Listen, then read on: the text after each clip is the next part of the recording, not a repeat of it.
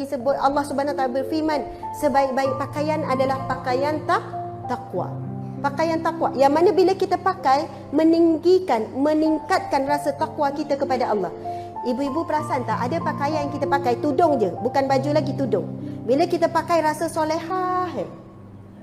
Ada pula tudung kita pakai jalan pun rasa lain sikit, sebab ada macam-macam lah hiasan pada tudung. Baju pun sama. Betul tak saya cakap ni? Betul ya? Okey, betulkan saja, okey? Okey, contoh handbag pun sama. Ada hari tu kan, bawa handbag Kopile biasa je, yang dapat free pergi seminar. Bawa pun macam tu je kan, merendah diri je, insaf je bawa. Sekali bawa beg mahal, beg Coach, ataupun beg apa nama tu, yang mahal tu nama apa tu? LV. Okey, LV mahal juga, LV. Yang pelik sikit nama Bijan. Bijan ke okey, tak apalah, kuih Bijan kan. Okey, apa-apa yang mahal, cara jalan lain tak? Cara bawa tadi macam tu lah, cara macam ni. Lagi orang tak tegur lagi tu. Dia sangat mempengaruhi cara jalan, cara berfikir, hati kita, dan cara cakap pun berbeza. Hari tu pakai gelap, maksudnya pakai ni, dengan ni cara jalan pun lain, sifat pun banyak. Wallahualam, pakaian sangat mempengaruhi kita ibu-ibu sekalian, Masya Allah.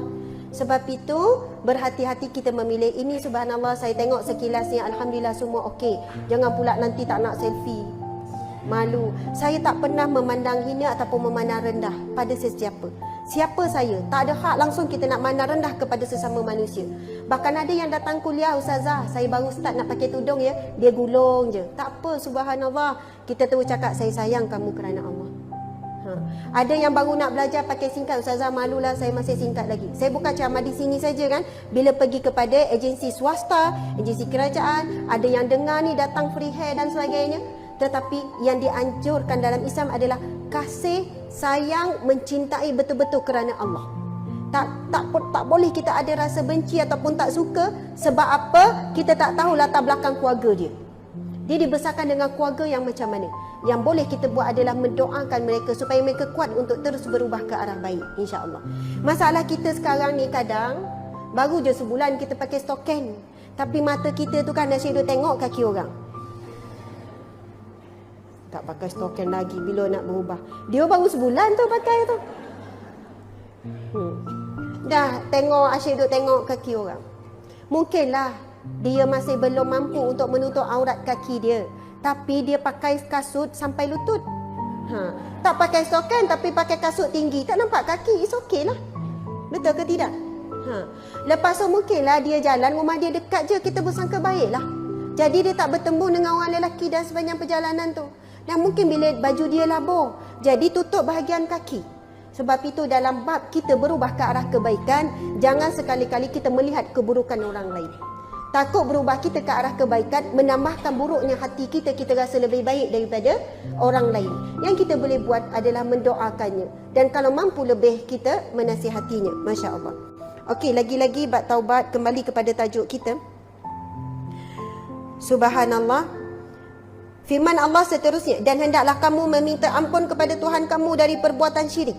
Kemudian hendaklah kamu rujuk kembali taat kepadanya supaya ia memberi kamu nikmat kesenangan hidup yang baik di dunia hingga ke suatu masa yang tertentu. Dan di akhirat pula ia akan memberi kepada tiap-tiap seseorang yang mempunyai kelebihan dalam sebarang amal yang soleh akan pahala kelebihannya itu.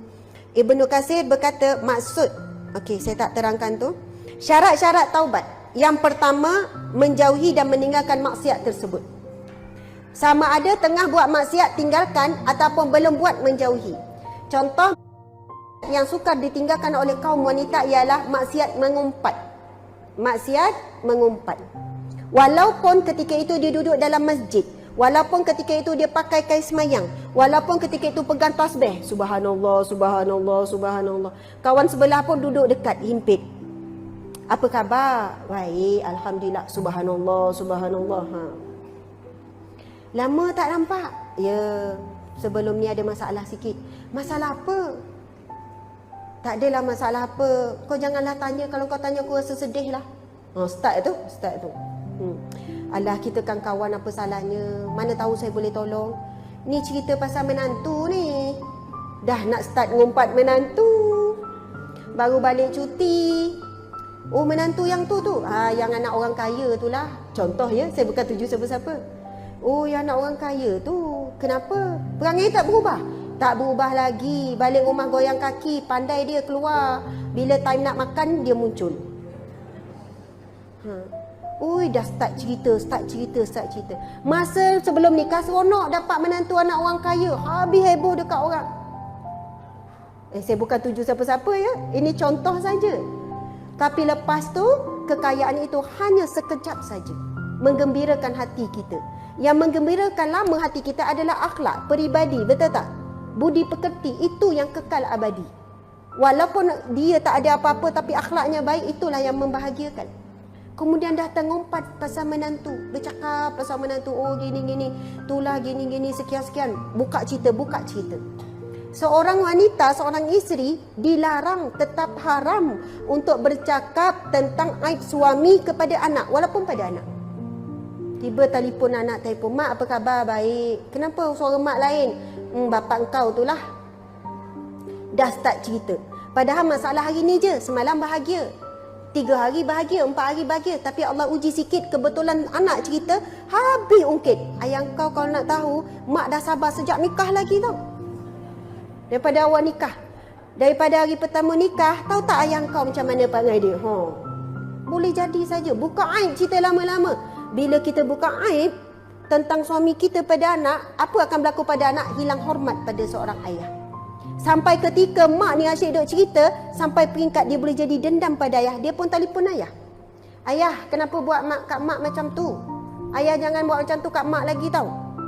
Kita tak boleh lah mak sedih macam ni. Ayah ni mula jauh hati sejauh-jauh ni. Sebab apa? Dalam memori anak, dia ingat apa? Mak bagi makan, mak masak, mak basuh, mak gosok. Dalam memori dia tu. Tapi dia tak nampak ayah keluar pergi cari rezeki, dia tak nampak. Susah payah. Dan orang lelaki pula mulut dia bukan jenis bercerita.